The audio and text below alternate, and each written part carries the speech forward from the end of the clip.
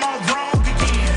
I got a low tolerance, cause they don't even know what the problem is. It's me. You waiting on the boy to fail, then hold your breath and face your death. Cause you play a roulette with each step I progress, no less. Go ahead and place your bets, cause we know who we at, we know we top tier. Cause all the hate that you bring, we know it stops here. I'm taking off like a rocket here, ain't stopping here. It's strange how they cannot see the future, but see profit here. Wait up, we gon' always win. Tell 'em I can't take no loss, my team hold no L's, no. Aiming for the top, can't make it by myself. Oh, yeah, it's a Friday show. We are back. We are back. I appreciate your patience. Had some stuff to take care of yesterday in terms of the hockey broadcast. Like I said, I don't think we have too many more games on a weekday left in the schedule, so we shouldn't have to do that much more at all going forward. Going into the weekend, I'm going to the fair. I'm going to the fair this weekend. We're taking the girls and their friends. I'm going to be wrangling teeny boppers. And it's funny, Scott and I shared the same concern. I love the fair. My back, it's misery, but I love the fair. But I don't really do rides as an adult. And Scotty and I both shared the same concern. Like, we've seen too much on the internet. We've seen too much in terms of these rides from like China and some of these other countries. Like, we don't really trust it much. You know, the girls get on the ride and it goes up, and at the apex of the ride, or as it's down swinging with all that G-force, I'll look at the base of the ride and I'll see this nearly indiscernible shift at the base of the ride, right? Every single parent who has brought their kid to the fair has discerned that indiscernible shift at the base of the ride. Every one of you have. Scotty. Even worse than the shift, my fear is like the screws and the bolts. Oh. Like, have you ever been like on the Ferris wheel, and you're just sitting there and you're up there, you know, just whatever, you're rocking, waiting for them to unload and load people, and then you just start messing with one of the bolts inside, and you're like, and it's all oh loose. my god, this is loose. Why is this loose? Is this not necessary? I would imagine everything is necessary. And then you start wondering what other bolts are loose. Exactly. All right. So when Tony and I started dating, we took the girls to the fair in the inceptions of our relationship. And one time I saw the indiscernible shift, right, Scott? I saw the shift and I said something. And her reaction led me to think, you know what? We're not going to say anything going forward. She wasn't unreasonable. She was more worried. She wanted more information. And I didn't like the effect that, you know, relaying to her I saw an indiscernible shift had. I didn't like the effect. So I said, okay, you know what? Going forward, I'm going to take the hands off the wheel. It's just going to be what it's going to be, and we're going to hope for the best. So we're going to hope for the best this weekend, as the girls love rides. Their friends love the rides. So we're doing that. We're doing that this weekend. By the way, a couple of you have reached out to me, and you've said, you know, it's funny because early in our show, Scotty, I was getting a little bit of feedback. I don't know about that opening music. Some people liked it. Some people didn't. Now more people are catching on. I got one listener, and she said, you know what? I wasn't so sure at the beginning. Now I love that song. I got to know who it is. That is Always Win by Frank Bentley. Always Win by Frank Bentley. That's who that is. Go check it out. Give him some love. I certainly love it. We loved it when we heard it. We went through a lot of choices, and that's what we stuck with, and we're glad we did. And so there you go for anybody who's looking for it. Also, Rod suggested we do a contest. Maybe I sell raffle tickets with a date on them. You all get a date. Which day is the pile of papers going to collapse the whole show? And if you win, I don't know what you win. I guess you win us moving in and putting a studio up in your house, because this one will be done if that one happens. If that happens, this studio will be done. But, all right. What are we doing today? We're doing what I told you I was looking forward to doing. And I'm almost glad we had an extra day to let this mature a little bit and let some of the reporting come out and let Scott and I get our hands on some of this video. Because if we had done the show yesterday, we would have been doing it while the House Judiciary Committee is having their hearing with Jack Smith, the Judiciary Committee in the House. We would have been doing the show in the middle of it, right? We wouldn't have had a chance to get some of the feedback, get some of the quotes, whatever, get the videos together. We wouldn't have been able to really dive in like we can today. But for those of you who have been kind of on the fringe of this story, it's been on your radar, but you really haven't sunk your teeth into, let me make it really digestible what's happening here. Okay, I'm going to make it real digestible what's happening here. 1, Donald Trump hates special counsel Jack Smith Jack Smith was hired by Merrick Garland as special counsel to investigate Trump's ties to election overturning efforts and any illegalities tied to that, fake electors, among others. And 2, did Donald Trump willfully, knowingly impede a FBI investigation into whether he had classified documents in his ballroom and his bathroom? Those were Jack Smith's 2 cases. Okay. Those cases got a quick end put to them. Aileen Cannon in the Southern District of Florida, she threw out the documents case. She argued Congress never appropriated the money for this special counsel. Nobody appointed you. This wasn't a congressionally appointed position, and you are weaponizing it. She threw it out. That was her job. That's what she was put there to do. Trump loyalist in his backyard threw the documents case out. And both cases were deemed, let's say, dicey legal water and federally dropped because the Office of Legal Counsel saying you cannot indict a sitting president. So since you can't indict a sitting president, even though it was argued, hey, this stuff happened before he was president, again, right? Threw out. So the Office of Legal Counsel nixed them both, but Aileen Cannon preliminarily nixed the documents case. Okay, so those are the 2 cases that got nixed. All right.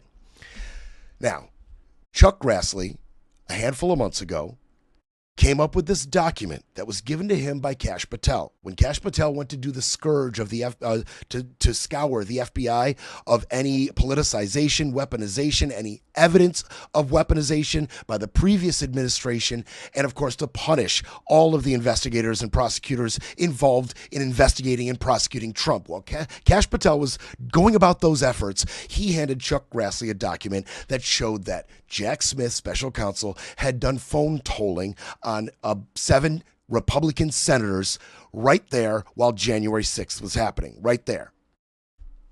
Now, phone tolling is who called who, when, and from where. It has nothing to do with what was said. That was not gathered. That was not collected ever, okay? Nobody ever wiretapped these senators. There were no tapes of their conversations to be had. He just did a simple phone tolling, which is absolutely common practice in investigations. But Grassley took it and he spun the verbiage. Hey, this guy illegally and unconstitutionally wiretapped my colleagues. And he handed that to Jim Jordan. And Jim Jordan took that football and he ran for the goalposts. He ran for the end zone. What would a touchdown represent here? What is the whole purpose? All right. Don't forget, the whole thing is because Trump hates Jack Smith. What does Trump do to people he hates? He has an investigation opened up on him. Then he tries to get a grand jury indictment and tries to get a conviction on these people. He has failed spectacularly up to now, but he's going to try this exact tactic with Smith. What is a touchdown for Jim Jordan? Well, a touchdown would be, 1, if Jack Smith divulges anything that is in his Volume 2 report in his investigation, the report that Chuck Grassley has, as every AG in his position would do, had set that report to be released to Congress. That's what you do with reports and investigations into high-profile targets from the AG's office. You make it all transparent. That's what they've done for decades. So he did the same thing. So Volume 2 of Jack Smith's report. That's one of the things at question here. Now, Aileen Cannon, a year ago, put a temporary pause on releasing that information. A temporary pause. That pause is going to run up in 5 days. If Jack Smith reveals anything specifically in Volume 2 of his report, they can get him for disclosing judicially barred information, going against a judge's order, right? The judge has ordered that it all be barred temporarily from release. So Jack Smith cannot release it, not in a hearing with the Judiciary Committee. That would be a crime. They could charge him. That would be a touchdown. What else would be a touchdown? If they can get him to contradict anything he said in the previous closed door meeting with the Judiciary Committee, the 8-hour session, the 8-hour testimony of Jack Smith in a closed door judiciary hearing. Closed door, 8 hours. If they could get him to contradict anything he said in those 8 hours, they could get him for lying to Congress and impeding a congressional inquiry. Charge him. This is the point of what we're doing. This is the point. And don't forget, while this is going on, Aileen Cannon has 5 days to decide to permanently bar the release of this information now and for future administrations. How do you think she's going to rule on that one? How do you think? Give you one guess. All right. That is what this is all about. This is all about the Republicans literally trying to get Jack Smith to put himself in handcuffs. That's what this is about. And it's, of course, in an ancillary fashion, it's about the culture war. It's about the Trump messaging. It's about getting their propaganda and their spin out there publicly and attacking Jack Smith for the very thing that their DOJ is doing right now, weaponization. They get to spin it and propagandize it and come at Jack Smith and dare him to slip up in any way that would get him indicted. That's the whole point. And he was cool, calm, and collected. He was cool, he was calm, and he was collected. He's a professional. He's more intelligent than every single person on that Judiciary Committee. And he's certainly more intelligent than Jim Jordan. Certainly more intelligent than Jim Jordan. And let me tell you something. If Jim Jordan stumbles and trips before he gets to this end zone, it's going to be on him. He might get cut. And when I mean get cut, I mean lose the favor of Donald Trump. He took the football. He wanted the responsibility. He took it from Grassley and he headed to the end zone. He better make it. He better make it, or this may end very poorly for Jim Jordan. Now, I'm going to give you a chance to hear what I was hoping the Democrats would do, which is lob up softballs for Jack Smith to safely hit them out of the park. They gave him room to breathe, to talk about what his investigations found without divulging specific investigatory details. There's a fine line, and Jack Smith walked it with the help of House Democrats. He walked that line beautifully, and they gave him a forum, and he used it calm, intelligently. Love this dude. As I testify before the committee today, I want to be clear. I stand by my decisions as special counsel, including the decision to bring charges against President Trump. Our investigation developed proof beyond a reasonable doubt that President Trump engaged in criminal activity. If asked whether to prosecute a former president based on the same facts today, I would do so regardless of whether that president was a Democrat or a Republican. No one should be above the law in this country, and the law required that he be held to account, so that is what I did. To have done otherwise on the facts of these cases would have been to shirk my duties as a prosecutor and as a public servant, of which I had no intention of doing. Now, as I keep playing you these hits and mad that he knocked it out of the park, watch the finesse with which he does it. Nobody knows better than Jack Smith the tactics that they will employ to get an indictment on him. Nobody knows it better than him. Okay? He's the best of the best. So watch him finesse this situation. Watch him. He's doing that like dance between the lasers that you see Catherine Zeta-Jones do in Entrapment. Like he's dancing between the lasers to a beautiful rhythm. He knows exactly what the assignment is. Get your point across without stepping over the line. And here's the thing. Just know that everything Jack Smith says is the truth, because he will be indicted should he tell half-truths, spin, or outright lie about anything. They will get him. And he knows that better than anybody. So with that context, let's watch the hits keep on coming. Rather than accept his defeat in the 2020 election, President Trump engaged in a criminal scheme to overturn the results and prevent the lawful transfer of power. After leaving office in January of 21, President Trump illegally kept classified documents at his Mar-a-Lago social club and repeatedly tried to obstruct justice to conceal his continued retention of those documents. Highly sensitive national security information was held in a ballroom and a bathroom. Okay, now, the AG has the documents. Pam has the documents. I've explained to you why he doesn't just say, Pam, don't release it. He's going to judge Aileen Cannon to have it permanently barred, legally. But she's got them. They've got the reports. So, Jack Smith can confidently sit there and tell you, oh, he hid the documents. He did these things. He's going to continue. We're going to keep playing it. But he can sit there confidently, knowing what's on the line, say, look, he hid the documents. He's going to talk definitively about January 6th. He's going to talk definitively about what Merrick Garland did and did not tell him to do. And you can know that everything he's telling you is the truth, because anything else will land him in handcuffs.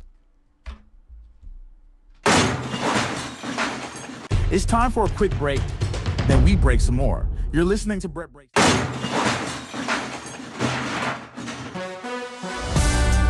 You're back with Brett Breaks Things, because democracy doesn't defend itself.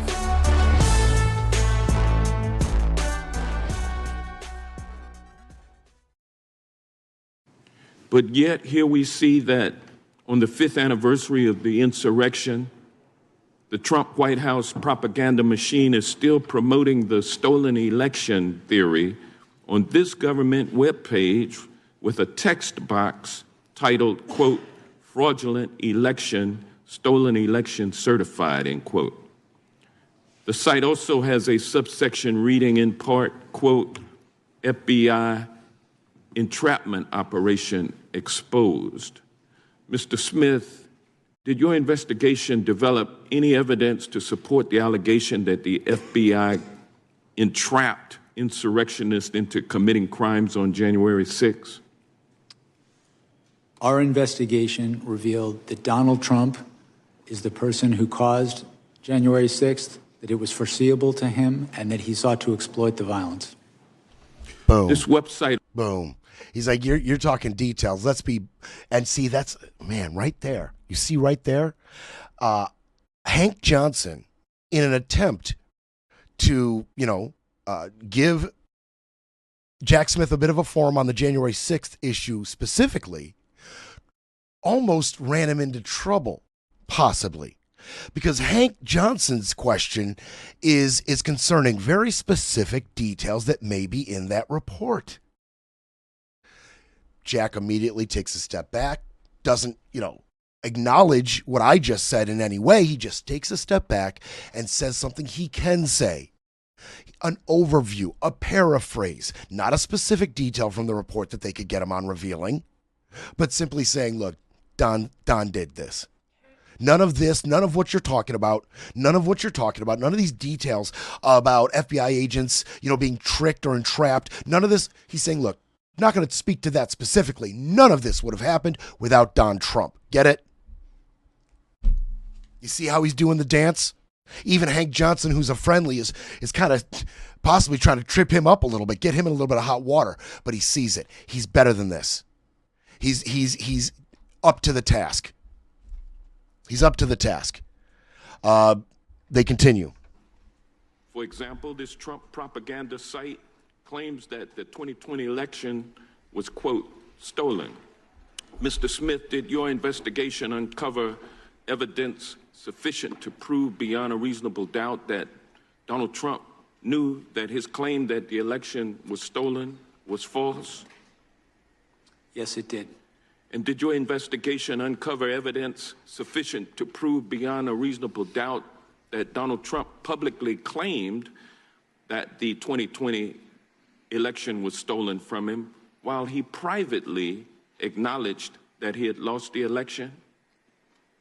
Yes, we cited instances of that during in our case.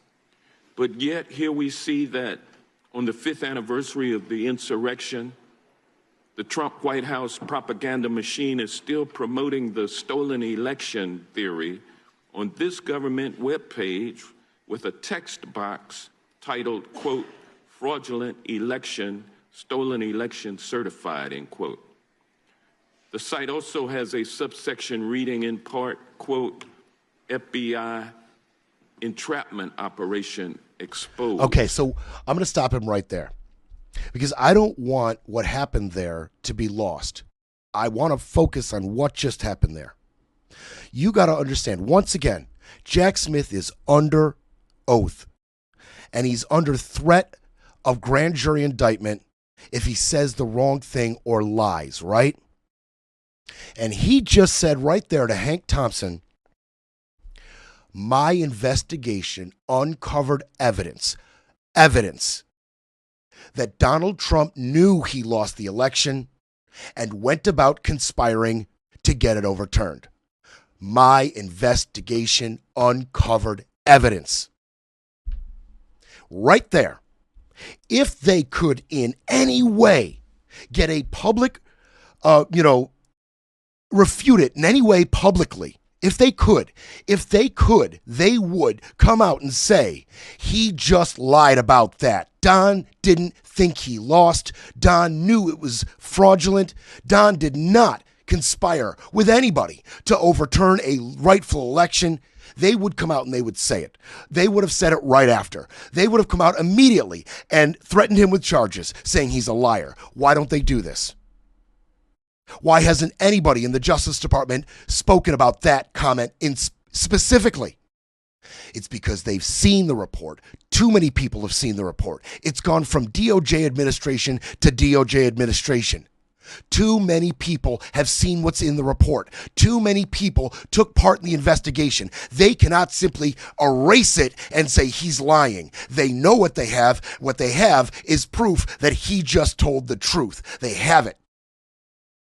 Judge Aileen Cannon wants to bar it, but they have it and they know he's not lying. And that is why you're not coming out and are hearing Carolyn Levitt or Pam Bondi or anybody come out and say Jack Smith just lied. Do not let it get lost what just happened there and the importance of it. It is damn near a confession out of this administration that Donald Trump knew he lost.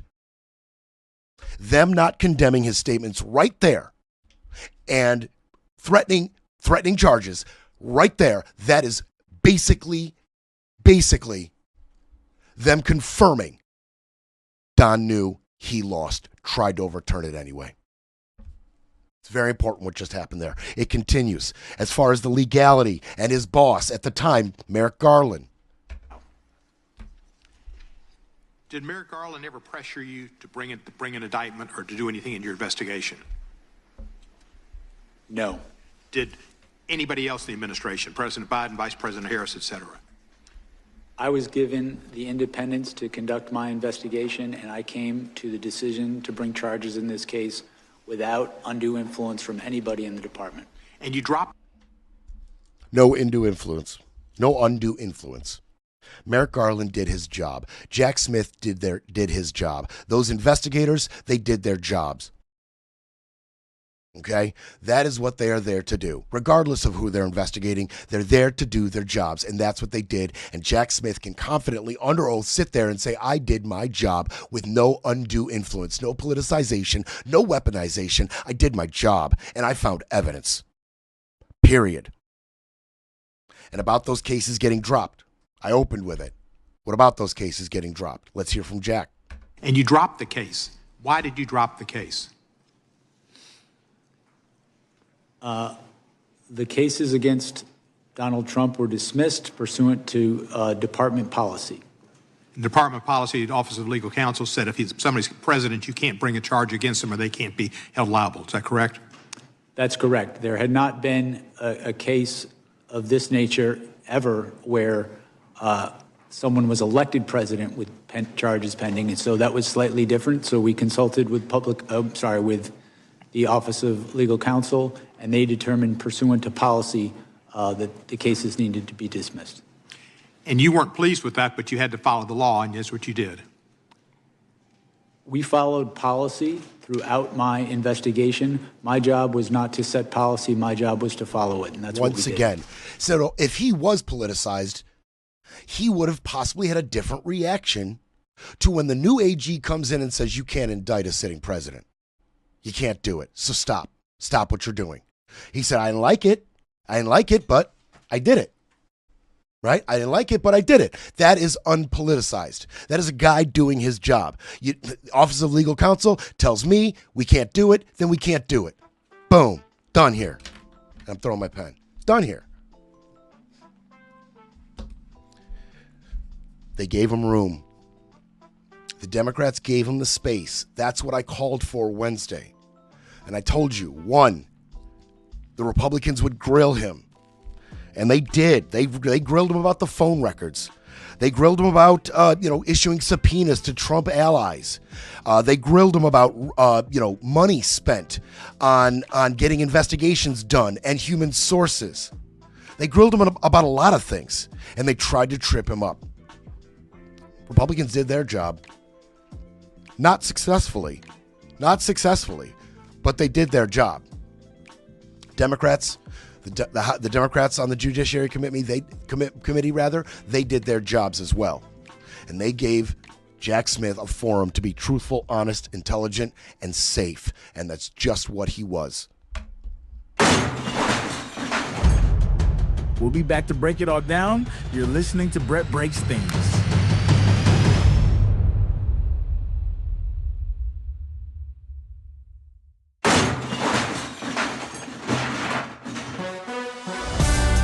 Brett Breaks Things, fighting for America one mic drop at a time. Okay, so let's keep it going. It might be a long show today because I'm not cutting any of this Jack Smith stuff short, and I got other stuff to get to. So I'm bringing it all to you, and I just want to sink my teeth into this. I can't get enough because he kicked their ass. Now, Joe Nagise, he brought up a different topic.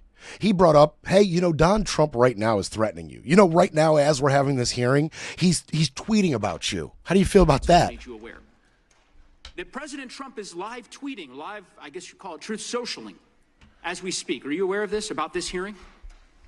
No. Let me read to you what he posted an hour and a half ago. Deranged Jack Smith is being decimated before Congress. It was over when they discussed his past failures and unfair prosecutions. He destroyed many lives under the guise of legitimacy. Jack Smith is a deranged animal who shouldn't be allowed to practice law. If you're a Republican, his license would be taken away from him, and far worse. Hopefully the Attorney General is looking at what he's done. We have a word for this. It's called weaponization. It's called corruption.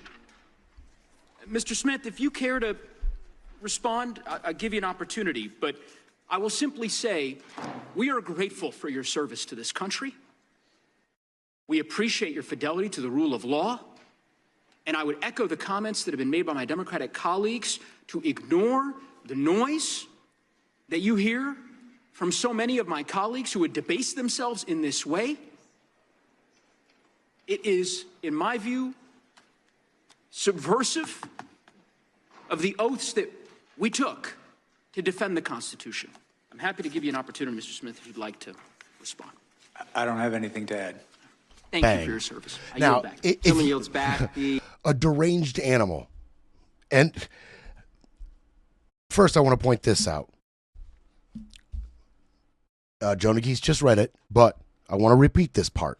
He said if he were a Republican, his license would be taken away from him. And far worse, hopefully, the Attorney General is looking at what he's done. You see that hopefully? That's a big course correction for Mr. Trump. Even he is learning. You can't put investigate him now he is guilty. Can't do that. That was a problem the last time you did that. Nothing really actionable came from it. It just got kind of shuffled away in the news cycle, right? But, questions were raised. Are you directly ordering the DOJ to prosecute one of your political rivals? That's unconstitutional. It's illegal. So, A little bit of course correction out of Donnie Boy right there. Hopefully. Hopefully. That's a big difference, that one little word. And I'm going to say something else. If you've seen Joe Nagise getting a little emotional as he's addressing Jack Smith, it's because he is, and it's because he understands how brave this is. He understands that Jack Smith's freedom is on the line in that hearing. And by the way, that tweet from Donald Trump came about 3 or 4 hours into the hearing. They took a break. This is while Trump was on a plane ride back from Davos, embarrassing us on a global scale, and I will get to that. Oh, I'll get to it. He found time to call Jack Smith a deranged animal. I got to be honest with you. With clear eyes, I do not see a deranged animal in Jack Smith. Far from it. Far from it. And as far as these consequences that I keep circling back to, he was asked about them as well. Trump has said that you, Mr. Smith, should be investigated and put in prison. He called you a disgrace to humanity, a radical left Marxist, a criminal. In fact, Trump has used the words deranged Jack Smith 185 times on Truth Social. How do you think that these statements have impacted you, your staff, and your investigation? With respect to me, I think the statements are meant to intimidate me. I will not be intimidated. I think these statements are also made as a warning to others what will happen if they stand up. And I am, as I say, I'm not going to be intimidated.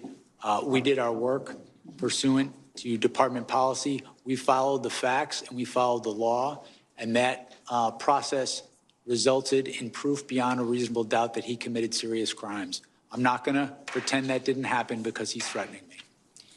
And Mr. Smith, do you believe that President Trump's Department of Justice will find some way to indict you? I believe that they will do everything in their power to do that because they've been ordered to by the president. That's very concerning, obviously. It's very concerning to all of us, at least on this side of the aisle. This is Trump's playbook at work. Complain loudly, gin up hatred and resentment, then express our hope that somebody will do something, but never explicitly order anyone to act, and then watch as his followers and loyalists go after their targets. This is what happened on January 6th. Trump stood at the Ellipse and gave a campaign speech to his supporters. And he said, if you don't... Yeah, we know. Yep. So she's saying exactly what it is. And she pointed out exactly what I just pointed out. That's Rebecca Balin out of Vermont. She, she said, yeah, he's going to suggest and they're going to do. Just like January 6th. He suggests and then they do. They know they hear the dog whistles. They know when they've been activated. Pam Bondi knows when she's been activated. Todd Blanche knows when he's been activated. They know the assignment. They know their jobs. And he said they're going to do whatever they got to do. They're going to do whatever they got to do to indict me. He knows that. We all know that. They're going to do everything they can to get a grand jury indictment on Jack Smith. So they grilled him. The one thing they did grill him on specifically, and I do want to bring this up, is they talked about the expenses.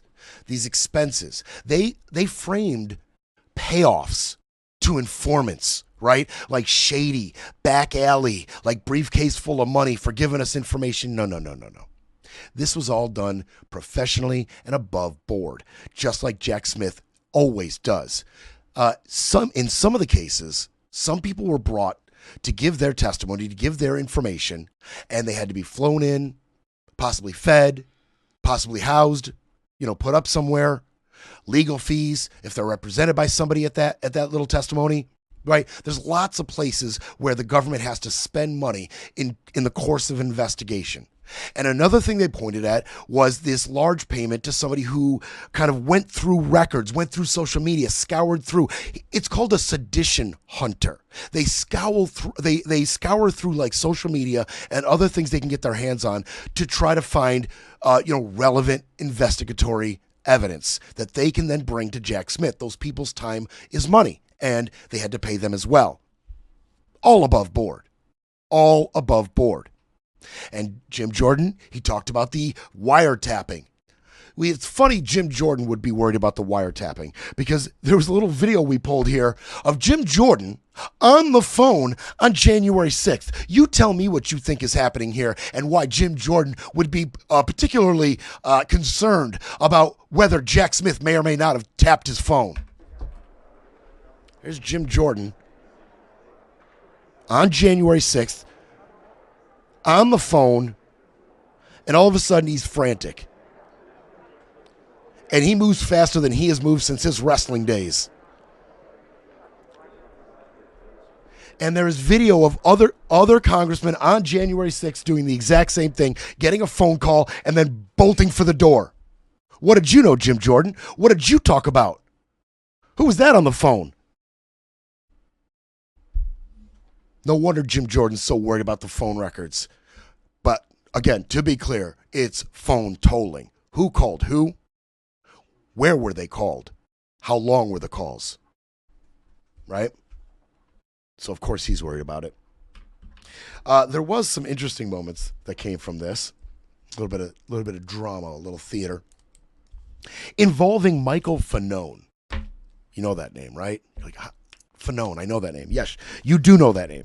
That's the Capital City police officer who has been crusading on behalf of his fellow officers in trying to get out the truth of what happened on January 6th and the disgusting amounts of violence perpetrated on the officers that day. Michael Fanone has been the face of this movement. You know, real transparency, truth, honesty about what happened that day, and the officers who perished and were injured that day. He has been the face of it. And there was some moments involving him. You're going to hear him in the background. Was this Troy Nels? Or no, who was this? Yeah, it was Troy Nels. So while Troy Nels is talking, right, and he's spinning the propaganda machine, he's cranking it up, you're going to hear something in the background. Let's check this out. I would like to quickly address the police officers of January 6th. Mr. Dunn, Mr. Fanone, Mr. Gonell, Mr. Hodges. I'm a member of the new select committee to actually examine what happened that day. And I can tell you, gentlemen, that the fault does not lie with Donald Trump. It lies with Yogananda Pittman and the U.S. Capitol leadership team. We know they had the intelligence, and there was going to be a high propensity for violence that day. Claim my time, yeah.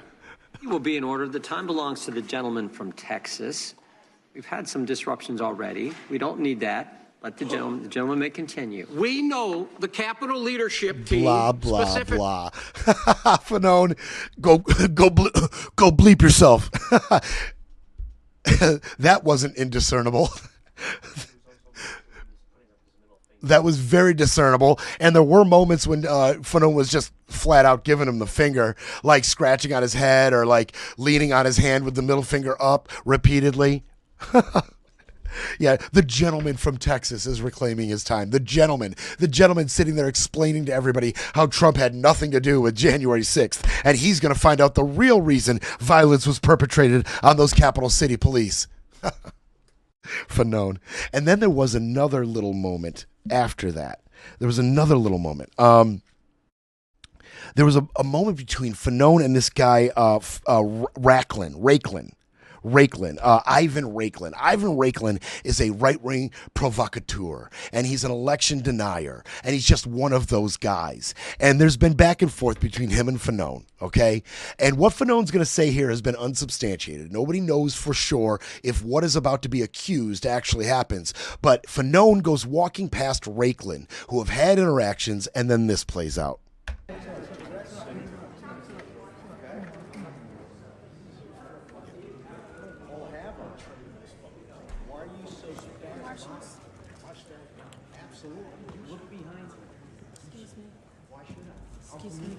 So they're walking by each other, and he stops. And now they're facing off.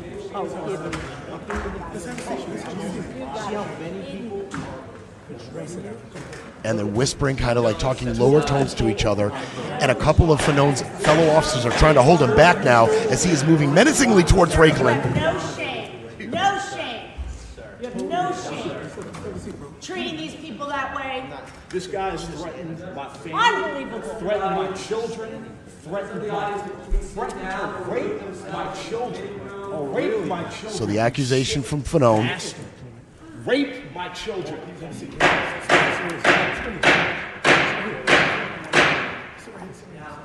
Don't touch me. So that was a masterclass in rage baiting by Mr. Rakelin, and that's what he does. He's a right-wing rage baiter, and he rage baited Fanone. He had a slick little look for Fanone as Fanone walked by, and then Fanone said something back to him, and Fanone said something like, "Don't pretend that we're on good terms." And Rakelin goes, "Well, why do you have to lose your cool, Fanone?" And that, I mean, just a masterclass in rage baiting. Fanone gets upset. Like I showed you, his fellow officers had to then restrain him. And then Fanone says, "You have threatened me. You have threatened my family. You've threatened to rape my children." That's what Fanone said to Rakelin, right, as he's being restrained. So just to be clear, there is no reports. Nobody can substantiate that Rakelin actually did that. Fanone says he did. We don't know if he actually did, but Rakelin is saying he's going to sue Fanone. Says he's going to sue him for that. So I don't know if he can. I don't know. Look, who knows? Who knows if he'll get, satisfaction in that lawsuit, but gave us a little bit of a, little entertainment on the day. Fanone, don't forget, I mean, he's the one that was dragged, beaten, called a traitor, shouted in his face as he was pushed around the Capitol that day, and Rakelin is a right-wing bleepster who has repeatedly pushed election conspiracy theories and pushed Fanone's buttons online, and others, master rage baiters, so they kind of face off there during the hearing. We are going to move on from this topic, but I encourage you to go check out more of the video of what happened, hear more from Jack Smith, more of the questions that were asked, but that was a W for Jack Smith. He handled himself spectacularly. Breaking politics, breaking narratives, breaking news. But first, we need a coffee break.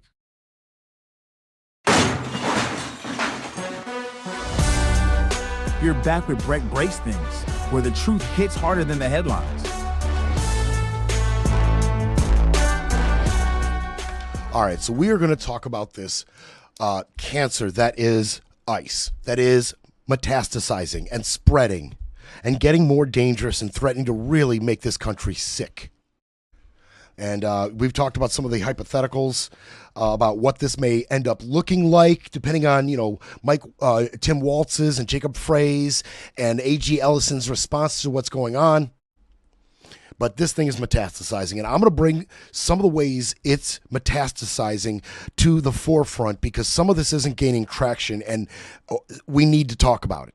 We need to talk about it. Now, first, some of you may have heard that the Democrats, a bunch of Democrats, a handful of Democrats in the House have helped Republicans pass a bunch of funding measures, okay? Because they're trying to avoid the House's another shutdown, which is coming in about a month if they don't get a bunch of things paid for now. So they're actually moving to get a bunch of things funded now. We don't want another shutdown. Nobody wants it. Nobody wants it. Okay, so they're passing a bunch of funding measures now. They're passing stuff for the Department of Defense, Health and Human Services, Labor and Transportation, House and Urban Development. Bunch of stuff needed to get passed and did get passed. Most of that other stuff I just mentioned, passed on overwhelming majorities. Okay, to fund all of those things was in one measure. Defense, Health and Human, HHS, Labor, Transportation, Urban Development. All that stuff passed in a measure of 341 to 88. Passed easily, right? No problem with all those. It was a separate measure to fund ICE. A measure to fund ICE almost didn't make it. Almost didn't make it. 7 Democrats came across the aisle as one, Thomas Massie, also voted against this Republican measure. Okay, so there was a bunch against. Most of the Democrats were against it, plus Thomas Massie were against funding ICE through September. The 7 that funded it, that helped fund it, the 7 Democrats that came across the aisle, and by the way, this thing passed barely 220 to 207. and you think, okay, 220 to 207. If you give those 7 Democratic votes back to the Democrats, that would be 214 for them, and take 7 away, that would have been 213. It would have failed 214 to 213 without these 7 Democrats. Okay. Why? Who? Well, you're going to see a bunch of the same names that were coming across the aisle, the centrists, that were coming across the aisle to fund the government late in that struggle, right? As that struggle in the House and the Senate went on about funding the government without the subsidies, certain centrists started coming off the Democrat side and going over to fund. And the same names here will be heard, like Jared Golden, who spoke about his motivations then, and some of them speak now about it. Marie Glusenkamp, Henry Cuellar of Texas, Don Davis of North Carolina, Vicente Gonzalez of Texas, Tom Suozzi of New York, and Laura Gillen of New York. They all came across. But I urge you to not judge them too harshly. That's right. First, hear what they have to say. Hear what they have to say. From Gonzalez, okay, from Vicente Gonzalez of Florida, this is what he had to say. Ultimately, voting no will not defund these appalling operations that ICE is conducting around the country. But in my district, it would defund the Coast Guard and it would defund FEMA. Okay, that's starting to make a little sense, doesn't it? Don Davis of North Carolina said similarly, when I think about Eastern North Carolina, it's not a matter of if, it's a matter of when we're going to experience another natural disaster. He's citing the FEMA defunding that would happen. Okay, that makes a little bit of sense, doesn't it? That doesn't seem too politicized. That doesn't seem too weaponized. I see your point. And to take it even a step further, to Vicente Gonzalez's comments of ultimately voting no will not defund these appalling efforts. He is right about that. He is right about that. There has been $75 billion awarded to ICE and this operation through the One Big Beautiful Bill. They have money. This is a funding measure. Okay, it's paperwork. It's to fund through a certain period of time this section of the government. Okay, it is separate from the $75 billion awarded to them to conduct this operation through the One Big Beautiful Bill. This is more an administrative measure, separate from that huge endowment. Okay, so Vicente Gonzalez is correct. They have money. They have money, and not funding this through September will not stop what we're seeing. It will continue. By hook or by crook, this will continue. It's the one campaign promise he is knocking out of the park. It's the one campaign promise he is fulfilling with zeal and zest. It will not be impeded in any way. So, Vicente Gonzalez is right about that, okay? Now, Hakeem Jeffries, right? Minority Leader Hakeem Jeffries said, now he personally voted against it, the funding of ICE. And he said it was more to do with the Republicans rejecting any of our attempts to reel in the unconstitutional nature of this immigration policy. All of the violations of rights that is happening by the ICE agents perpetrated on the American citizens, and we're talking citizens, they tried to reel it in. And they got stiff-armed by the Republicans. So Hakeem Jeffries, a little bit of sour grapes there, says, frankly, boom, you don't want to cooperate with us, we're not going to cooperate with you. Boom. But many of the Democrats, they're talking about a serious reformation of ICE. They're talking about defunding ICE, and they're talking about possibly abolishing ICE altogether. All of it right now, meaningless, coming from the Democrats, because they have no power right now. Let's see what happens come November of this year. I mean, we just keep circling back to these midterms, man. I mean, the two things we just continue to circle back to as far as where is this country ultimately going to end up. It's the Supreme Court rulings and the midterms in November. These are the two things. These are the two things on the macro level. This is it. I mean, I'm bringing to you all the fights ground level, the front lines, the judges, the prosecutors, witness testimony, lawsuits, what they're saying, what we're saying, protests, and we're going to get some more protests. That's the front lines. But above it all, these Supreme Court rulings and the midterms in November. Everything rides on these. Everything. So the Democrats can talk about abolishing ICE all they want. They can talk about defunding it all they want. But right now they are powerless. They are powerless to do any of it without some Republican help. And there is more Republican help in the House than there is in the Senate, no doubt. And we've seen it in action. With these successful discharge petitions, we've seen it. But is there enough to do anything about that? Is there enough Republican support in the House to do anything about ICE's MO right now? I say no. It's the one part of their policy that is really, appealing to their base. The one promise of all the promises. You can break the rest of them, but you better start prosecuting, persecuting, chasing down, and giving us video of you handcuffing brown people. You better do it. All those single issue voters, because Republicans, you talk to them about why they support Trump. Oh, they don't want to hear about the moralistic problems. They don't want to hear about our, the global view of America right now. They don't want to hear about UN violations. They don't want to hear about a weaponized DOJ. They don't want to hear about anything Epstein related. They'll tell you, oh, I'm not an evil person. I'm just a one issue voter, the border. I'm just a one issue voter, the border.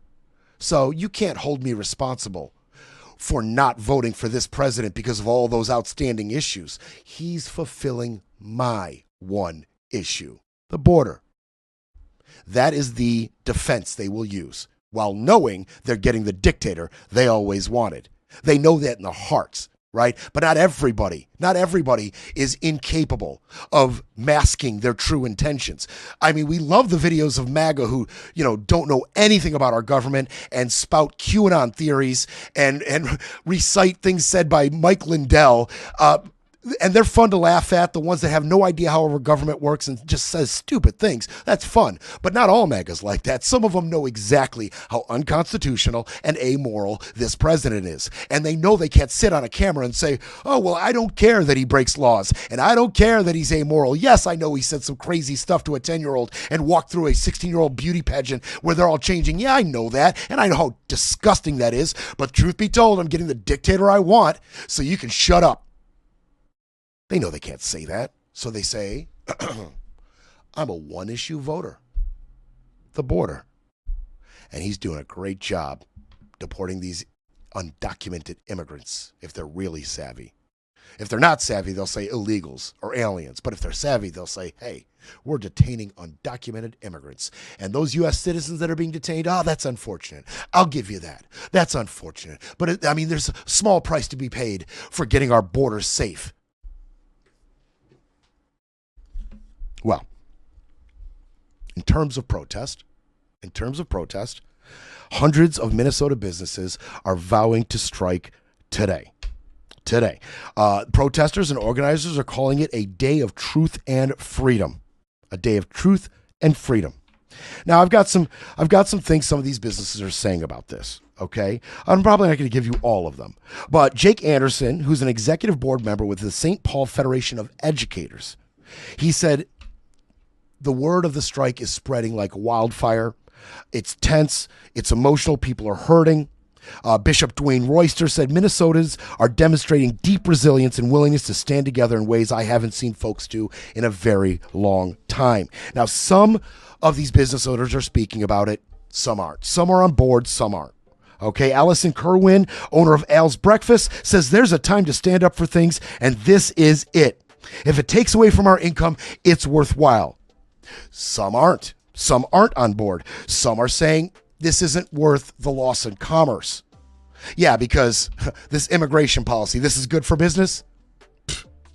And some are even threatening. Some are saying, look, we've got language in our labor union contracts. You can't strike for stuff like this. I dare you. Don't do it. Some are just flat threatening, right? Don't do it. But here's what's telling. 17 of the Fortune 500 companies are based in Minneapolis, or in Minnesota rather. None of them are on board with this. And the major companies, the 15 biggest employers in Minnesota, Target, United Health Group, Xcel Energy, none of them are on board.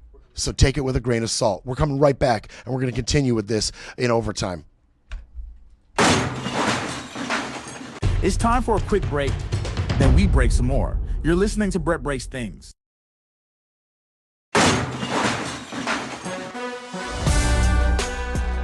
Brett breaks things because someone has to.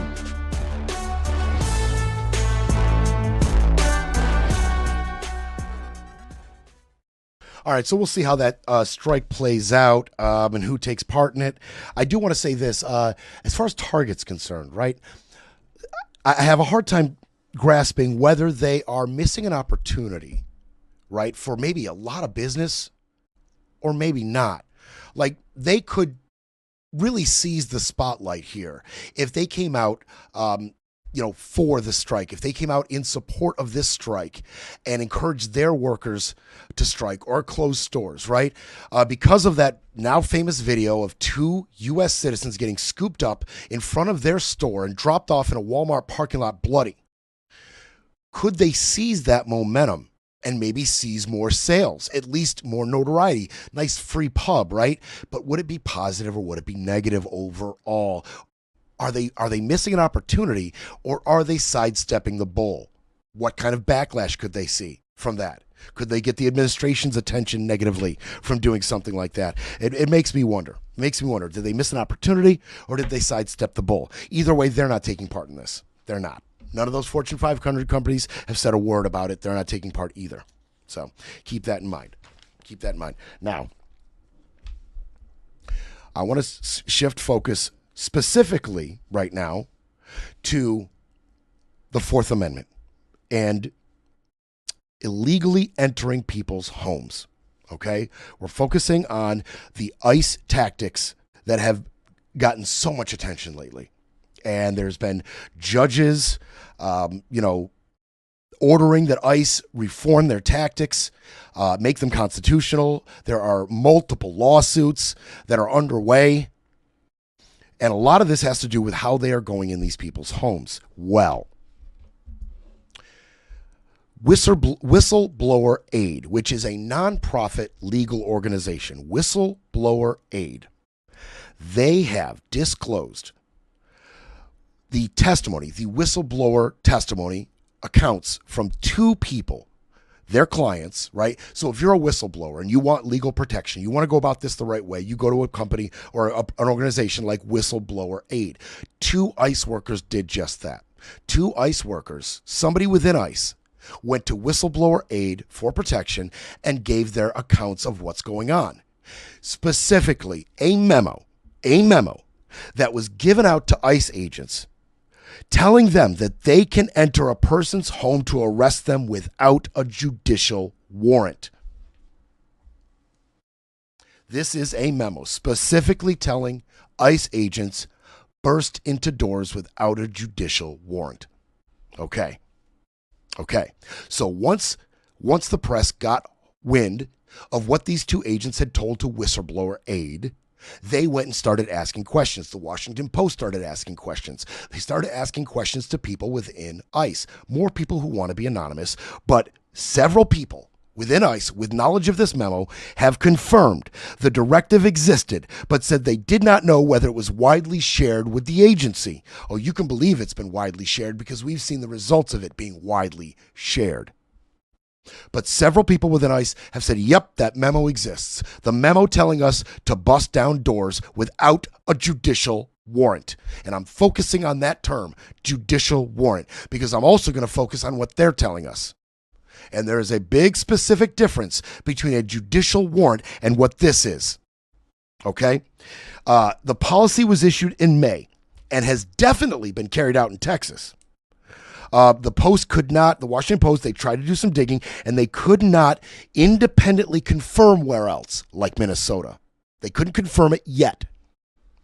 But the memo in question, was signed by Todd Lyons, who's the acting director of ICE. And it gives the agency broad authority to enter the home of immigrants. The officers are instructed they can use an I-Form 205. I-205. That is signed by an immigration enforcement official. So they're signing their own warrants. An immigration enforcement official signs this I-Form 205. And that form specifically, this is what they're leaning on. This is what they're telling their ICE agents to lean on.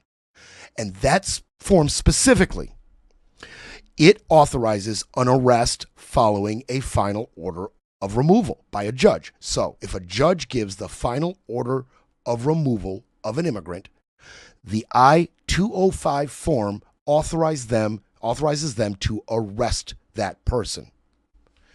It does not authorize them to bust into a home without consent. Let's be clear. All right.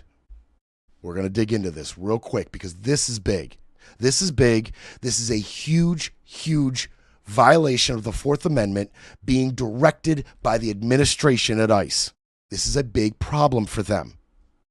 The memo advises ICE officers and agents to, quote, use only a necessary and reasonable amount of force to enter the home of someone who has a removal order and does not grant them permission to enter. Violation of the Fourth Amendment.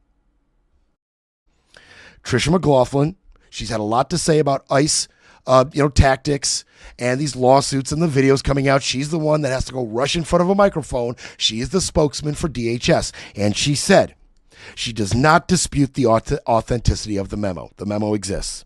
And said that every person subject to a Form I-205 has had full due process and a final order of removal from an immigration judge. Okay, so she is telling you the obvious right there, but skipping right past the unconstitutional practice of busting down doors. What she is admitting is that they had full process of the immigration judge. They've had full immigration process. They have been found to be undocumented. A judge has given them the final order of removal, okay? And it has been signed by an immigration judge.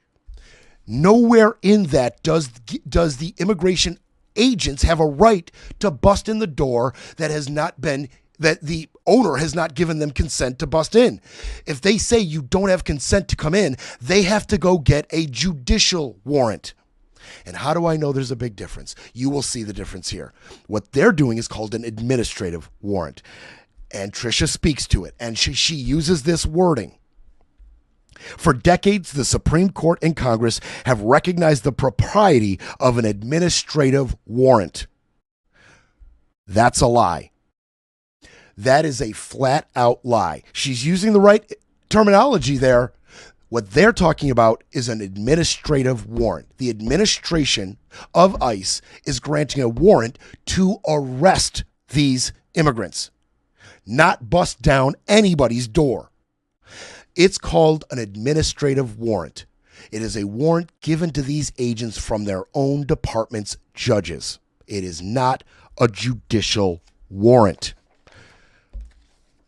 Let's be clear about the difference. Okay? A judicial warrant is signed by a judge, and it authorizes the search of a private property, a seizure, or an arrest on probable cause that a crime is being committed or has been committed. It specifies the address, it specifies the time period you are to go to their house, and it specifies details about the domicile and the people we're looking for specifically. A judicial warrant is by a third-party judge, somebody who's not within ICE administration, somebody who is not biased in any way. It is a judge who says, yep, there's enough evidence to give you probable cause to bust down that door. That is a judicial warrant. That is what is required to not violate someone's Fourth Amendment right. What is an administrative warrant? It is a document. It is a document that is given from the administration of the department that is going to serve it. Same department no third party, no unbiased. It is given to document their authority to arrest a person suspected of violating immigration laws. That's it. That's it. They are not signed by any type of neutral judge or magistrate. Okay? It is not a judicial warrant. It does not give ICE authorities to enter a place where there is a reasonable expectation of privacy without consent. Period. Legally, constitutionally, period. End of story. End of story. You have to give consent. You have to give consent for ICE to enter your home. I want everybody watching, not that my audience may or may not be at risk of ICE coming to your house, but if they are, let's be clear. If ICE comes to your door and says, let us in, we have somebody suspected of violating immigration laws that we need to detain in there, you say, go get a warrant and don't let them in. And when they bust down your door and shove a gun in your kid's face, you sue the crap out of them. Okay? Period. Period. And why are they doing this? I mean, it can be as simple as it's slowing down their turnaround time, and it takes a lot of work and effort to go get an actual judicial warrant. They don't want to put in the time. They don't want to put in the work.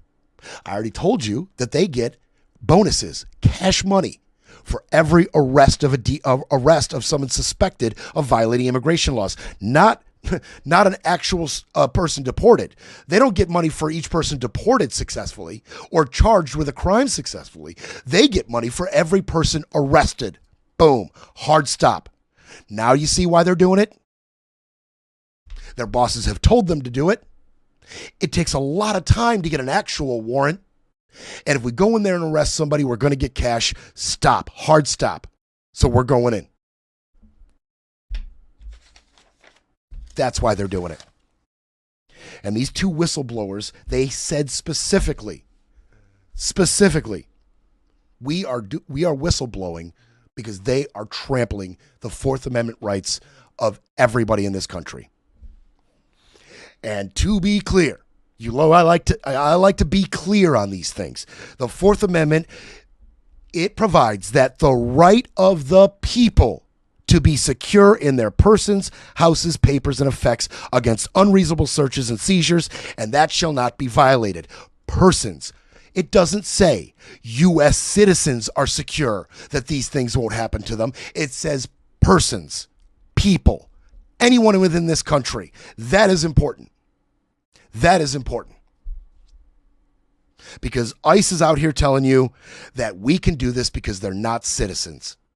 That is what they will tell you. That is what they are saying already. They aren't afforded the rights given by the Constitution. That's not true. Push back every time. And throw the wording of the document that they like to lean on right in their face. The right of the people, not the right of the U.S. citizen. Be very clear about that. And as far as the Supreme Court goes, as Tricia McLaughlin likes to lie about what the Supreme Court has said and did not say, the Supreme Court has made it clear that a search warrant must be signed by a judicial officer or a magistrate. Because that is a sign that they have looked at evidence. And there is probable cause. That is how our country works. So do not lie about what the Supreme Court has said in the past before it was weaponized. You may go about trying to get this new Supreme Court to change their wording, right? Have another opinion on all of this. But for right now, don't throw the Supreme Court in our face. You need to know your history. And the Supreme Court absolutely does not allow for an administrative warrant to give ICE agents a free pass to bash in your door and stick a gun in your kid's face. The Supreme Court is against that. Don't tell me your lies about the Supreme Court, Tricia McLaughlin. I don't want to hear them. And as we're talking about lawsuits and pushback and what's legal and what's not, habeas corpus, the right to not be illegally detained. There are more habeas corpus petitions There have been more habeas corpus petitions filed this year, up to January 21st, than all of last year. We're talking about detainees, people who have been scooped off the street, getting a habeas corpus petition looked at by a judge and granted to allow them to walk free because their rights have been violated in the way they were arrested or the fact that they were arrested at all. And this has become a race, okay? This has become a race because here's what happens. They're arresting these people illegally and then immediately shipping them off to other detention centers. And this is happening in Minnesota. We're talking about in Minneapolis.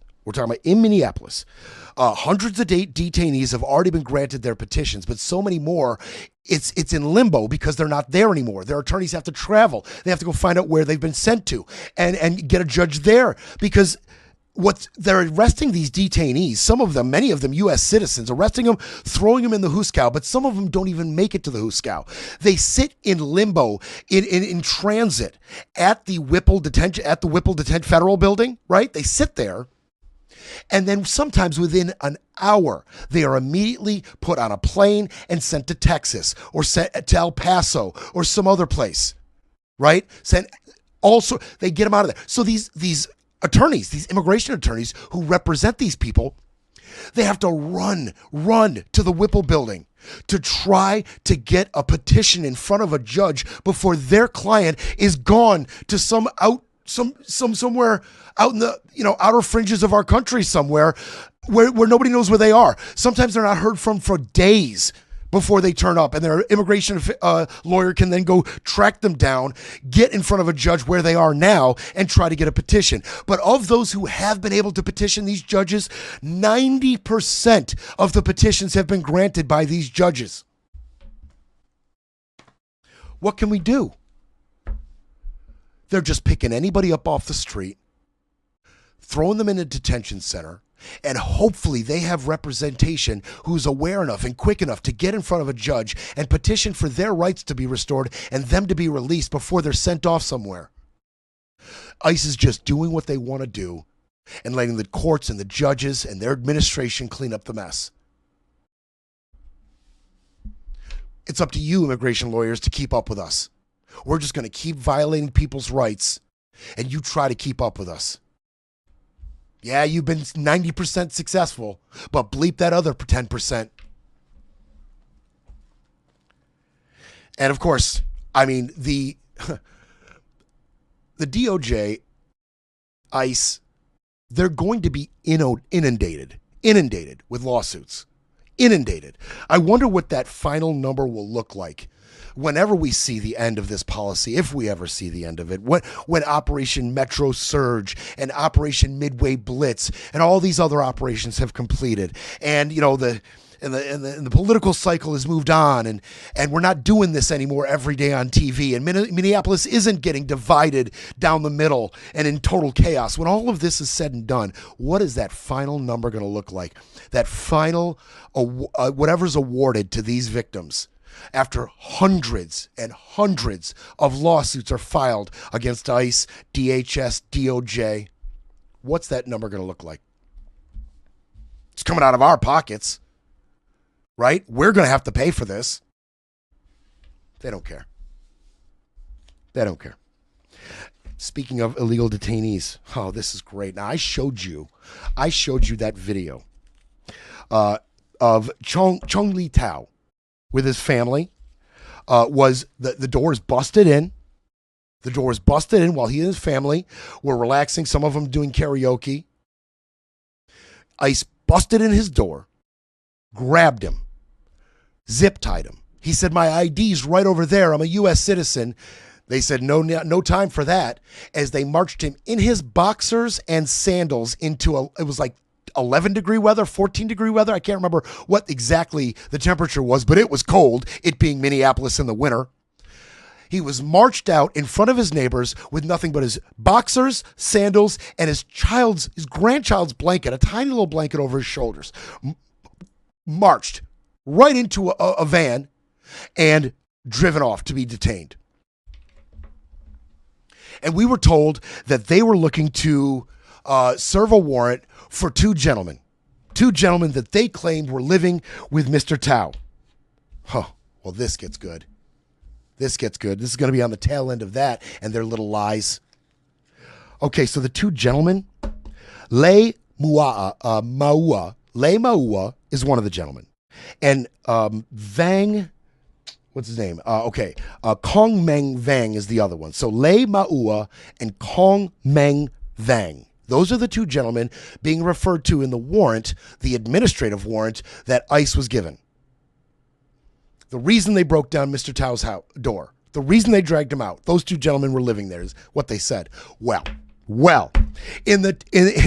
as far as Lei Maua goes, as far as that gentleman goes, he has felony convictions dating back to 1992. 5th-degree criminal sexual conduct, kidnapping, and violating a parental custody order. And he has been incarcerated in the Minnesota Correctional Facility since September 2024, and he's not going to be released till 2027. He's been in jail since September 2024. As far as the other gentleman, well, he was wanted for sexual assault and gang activity and assault. But when they dug into, and when we're talking about TP News in Minnesota, when they dug in to the facts of this, they found out that Vang hasn't had any charges since 2011, which he was convicted for and did a little time and was released. And he hasn't been charged or in connection with any other crime since 2011.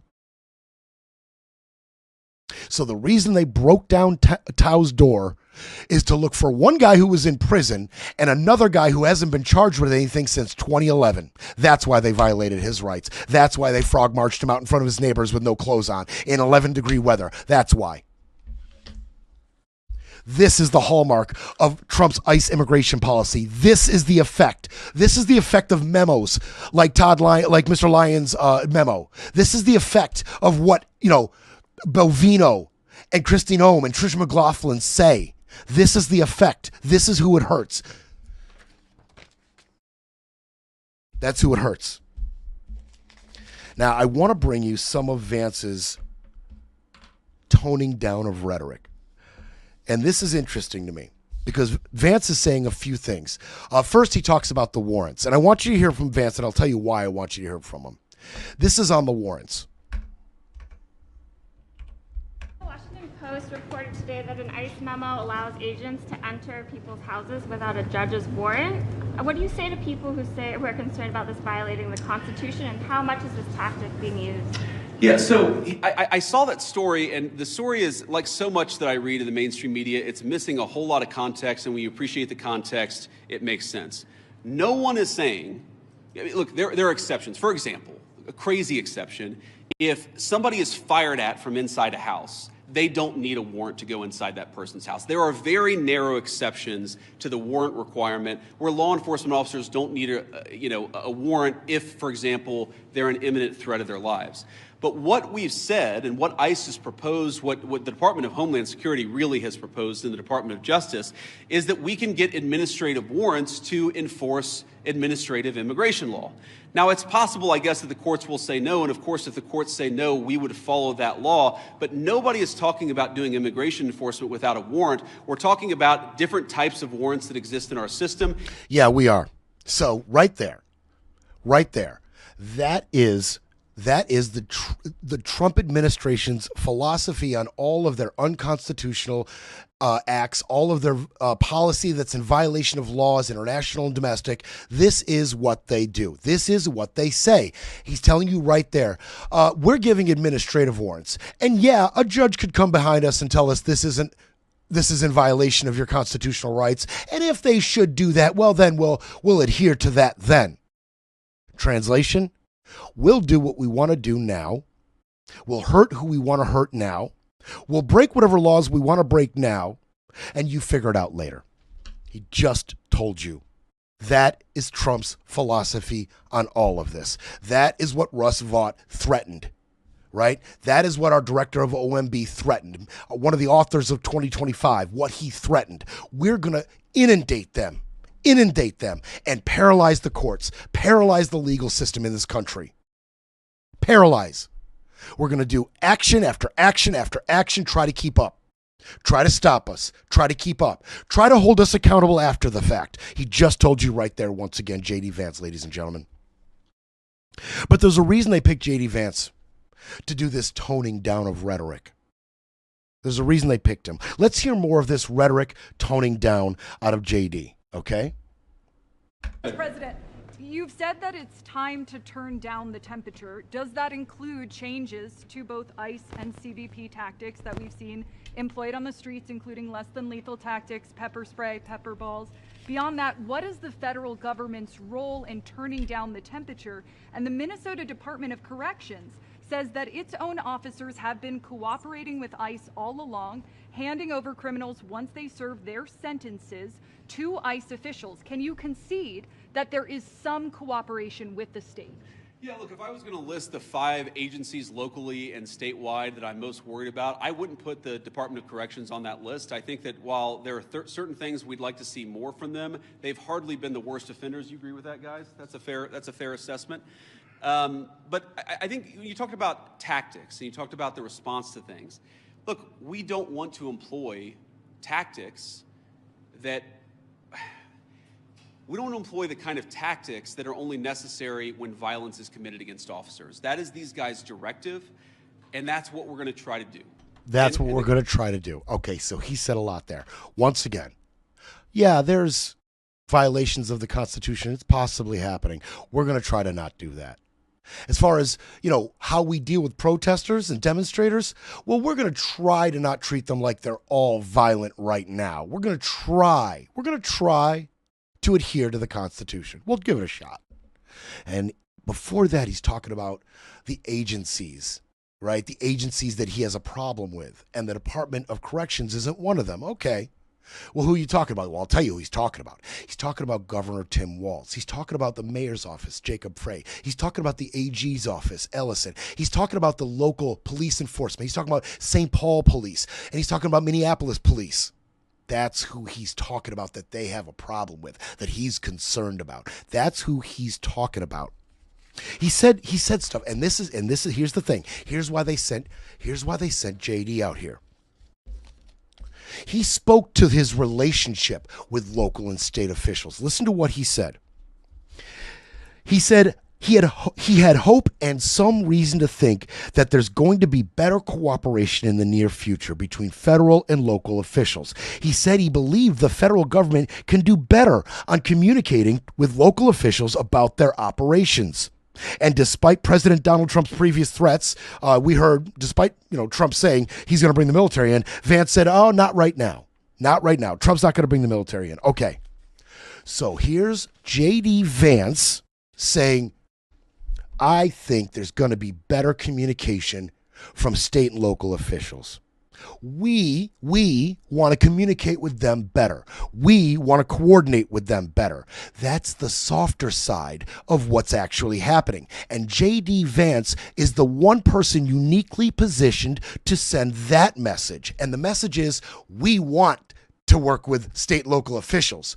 But the reality is, Pam Bondi and Kash Patel are investigating Walz and Frey and Ellison and some, councilmen and other people, right? They're investigating all of these state and local officials right now, threatening their freedom, as J.D. Vance comes off to a podium and says, we want to be friends. We want to communicate with them. We're trying, right? That's the messaging.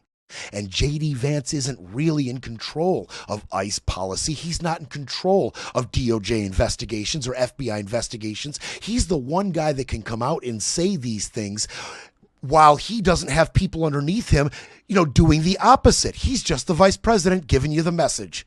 It's Pam and Kash Patel who are conducting these investigations while JD's saying communication. And he's the one person who can say it. Right? And he also said, and this is why JD, he also said that federal agents who violate the law are going to face disciplinary action, but that they would not be judged in the court of public opinion. Okay. So J.D. Vance, who's not in charge of the FBI or the DOJ or the Civil Rights Division, a guy who has no control over what they do, can come out and say he's going to hope that, federal agents that violate the law will be held accountable. Meanwhile, Harmeet Dillon and Kash Patel and Pam Bondi and Todd Blanche have all said we are not investigating Agent Ross. There it is. The guy who has no control over it can come out and give you a nice little soundbite about holding people accountable, while the people who could hold him accountable are telling you right to your face, we're not investigating that. We're investigating Rebecca Good. See what they're doing? That's why JD can come out and say the thing and not be held responsible for the opposite taking place. That's why JD. That's why. Okay? And by the way, he also is doing a little bit of 180 on his little immunity comments, right? They've all came out, right? Noam, Trump, JD, all came out immediately and talked about immunity for Ross and other agents, right? He's starting to soften that tone a little bit too. The precedent here is very simple. You have a federal law enforcement official engaging in federal law enforcement action. That's a federal issue. That guy is protected by absolute immunity. No, I didn't say, and I don't think any other official within the Trump administration said that officers who engaged in wrongdoing would enjoy immunity. That's absurd. That's absurd. Even though Brett just played a clip of me saying that exact same thing 1 second prior. Because you're an idiot. Right? Because you're an idiot. You have no access to the facts. You didn't just hear what you heard. You didn't just see what you saw. It's 1984. What are you going to do? Are you going to call him out for the liar that he is? Or are you going to tell the lies? Are you going to spin the propaganda? What are you going to do? There's the facts. There's reality. He said very definitively, as well as Kristi Noem and your President Donald Trump, they said very definitively that Agent Ross and other agents who are performing their duty enjoy absolute immunity. And then out the other side of his mouth, just a couple days later, he says, I never said they enjoyed absolute immunity. So what are you going to do? You're going to hold him accountable, or you're going to go out there and tell the new lie. That's on you. Are you in a cult, or are you tethered to reality? Is he telling you to go out and tell the lie, or has he forgotten how recording equipment works? Isn't that amazing? They just... Trump, when the boats got blown up, Trump comes out and says, yeah, we'll just release all that video that the Department of Defense has. We'll just release it all. What? Pete, you got that video? We'll release the video. No big deal. And then Pete comes out and says, oh, by the way, we're not releasing that video. And then Trump, literally a day later, comes out and says, I never said we'd release that video. You said that, pointing to a reporter. You said that. You put those words in my mouth. I didn't say that. Just keep doing the gymnastics, Trump supporters. MAGA. MAGA's not even trying to do the gymnastics. It's you people who are not completely brainwashed. It's you Trump supporters who know how filthy, disgusting, and dirty this administration is, how illegal they are, how filthy a person Donald Trump is, how incompetent he is, how unfit he is. It's you.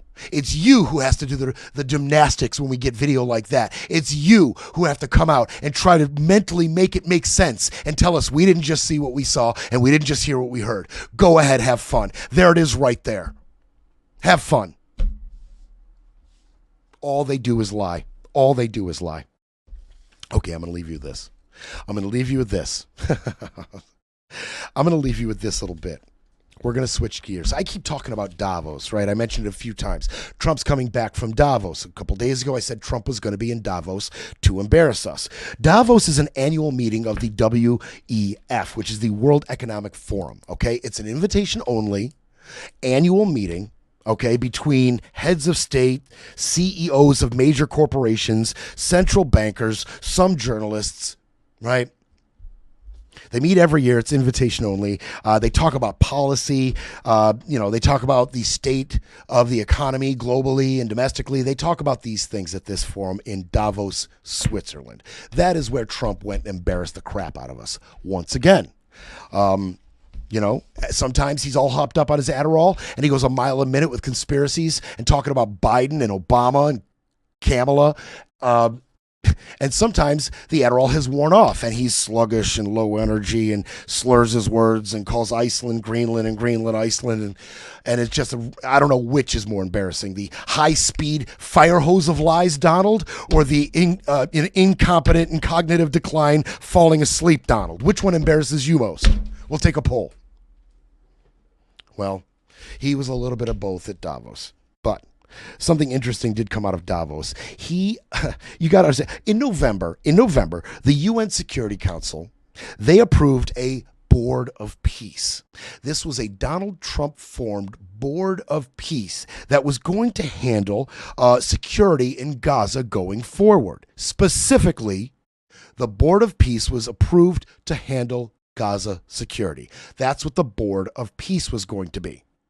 Well, Don, it has become much more than that since then, since they got UN Security Council approval. It has, like the ICE policy, it has metastasized and grown and gotten a little more dangerous. Trump, look, there is concerns internationally that this is going to subvert the United Nations, flat out. They think that Trump is trying to replace the United Nations with this Board of Peace. And Trump has said he has already, criticized the UN before. Empty words. Their empty words don't solve wars. They don't stop wars. He said all sorts of things. But this week, he said the Board of Peace is going to work alongside the UN. We're not trying to replace the UN. We're trying to work alongside the UN. And a whole bunch of countries right now are on board, 20 of them. Now, I'm going to show you this. Now, this is just some of them. Not all of them were the leaders of these countries who have committed to the Board of Peace. Not all of them were at Davos. Okay, this happened at a little sideshow away from the main tent at Davos. This is what took place. This is Trump with some of the leaders of the nations who have committed to the Board of Peace. And I'm, of course, going to give you all the nations. Here he is. I'm so bigly, I'm so strong, and quickly. I'm bigly, I'm strongly in front of a bunch of these leaders. Oh. What a hero. Boy, he loves the spotlight, doesn't he? One person who wasn't there, Bibi Netanyahu wasn't there. Now, Israel, they have committed, right? But Bibi wasn't there on the stage. You know why?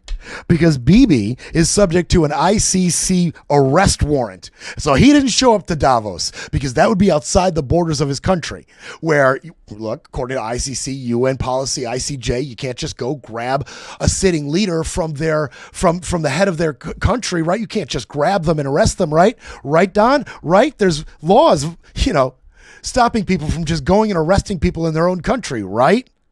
Don? Of course there are. But that's another show for another day. Right, Maduro? So, yeah, Bibi wasn't there because he would be arrested possibly if he was there. Because he's got an arrest warrant from the ICC, which is just delicious. You know who else wasn't on that stage? Anybody from Canada. No Mark Carney. Why? Why? Because Trump wrote this on Truth Social. The Board of Peace is withdrawing its invitation to you, Canada, regarding you joining its board. It will be the most prestigious board of leaders ever assembled at any time, and we're rescinding your invitation. Been a little war of words lately between Trump and Carney, and we are now attacking our greatest and closest ally, aside from the UK. Just a barrage, the tariffs, the war of words, accusing them of propaganda on their airwaves. It just keeps going. It doesn't stop. Doesn't stop. Our little war with Canada, our inexplicable tensions with Canada. Tensions with Canada. That's what this guy's doing. He's making Canada tense. The nicest, most easygoing group of people you'll ever find.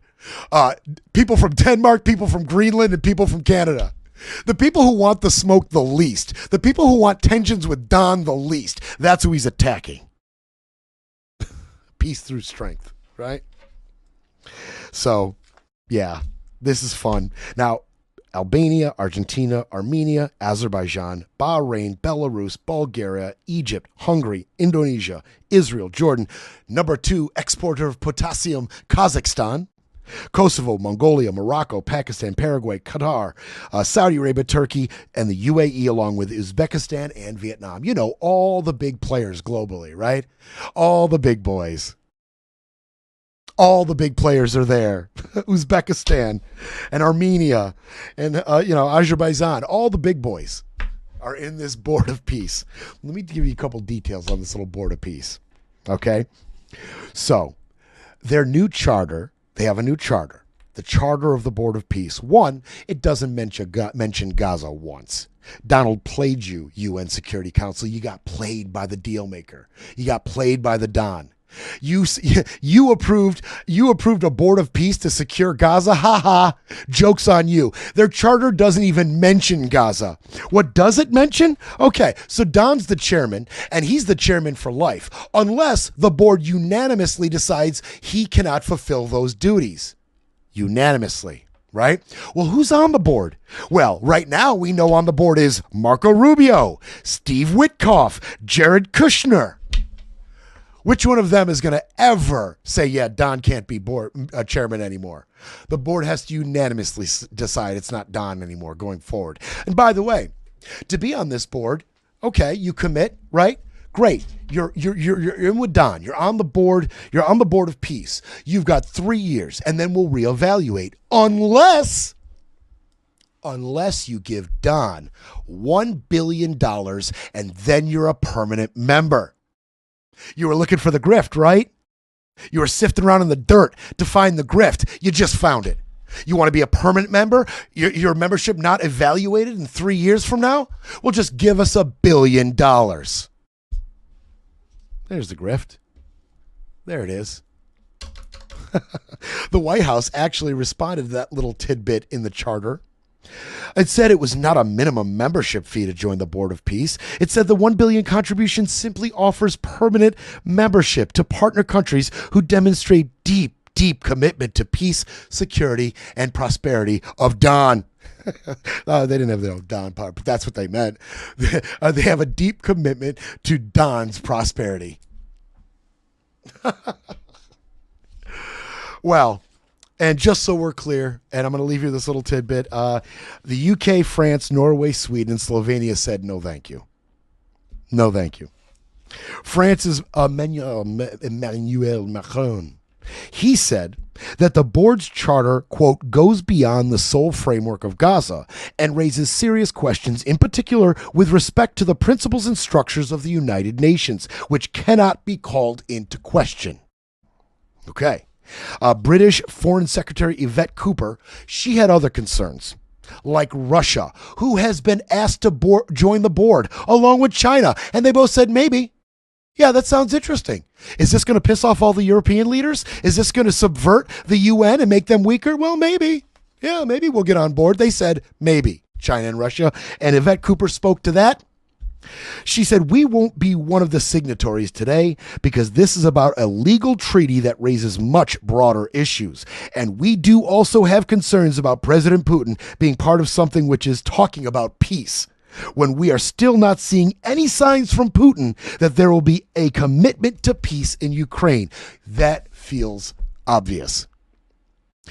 That feels really obvious that it is an absolute joke and a huge slap in the face to the Ukrainians to invite Russia to be a part of a Board of Peace. That is a cosmic joke. Cosmic. You think it's funny now, wait till Russia joins the board. We will be back next week. We are watching a lot of stories. We're going to have a ton to get to Monday. Enjoy your weekend.